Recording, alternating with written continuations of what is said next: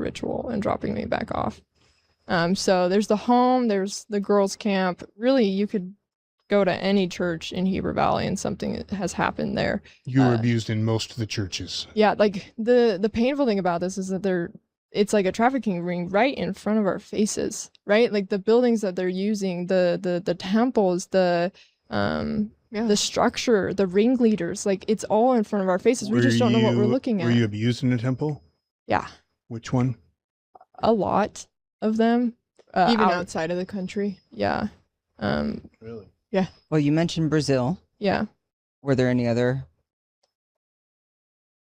trips you remember? There was typically any family trip we took involved some form of trafficking, to whether it was a family member or a client that Mike knew. Yeah. You went to American Heritage. Yeah. Right across the street is the Timpanogos Temple. Were you trafficked? Did you experience anything? Yeah.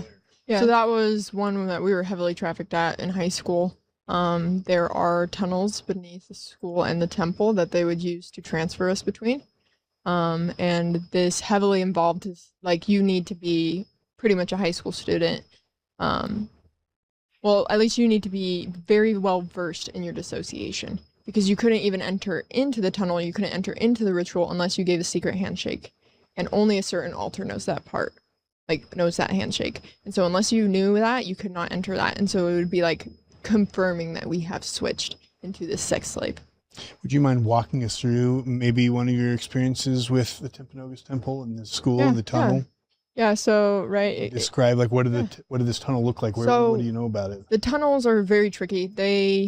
They're found in the administrator's office, and we would be lined up as kids in usually ritualistic clothing, sometimes no clothes at all, and we would be blindfolded or just told to look down and yelled at if we ever looked up. And we were took through, and this is where Narnia comes back in with the wardrobe.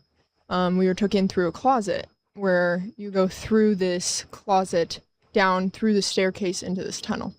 And a thing that I noticed about the tunnel that actually came back to me in a flash of a memory was that there was a window above my head. And it was there to mess with me, because once I had that memory, I recall going around the base of the school just looking for just this like window down at the base of the school, and I got in a lot of trouble once I started looking around the administration's office, and I had administration come out and pull me to the side, and got in a lot of trouble for that.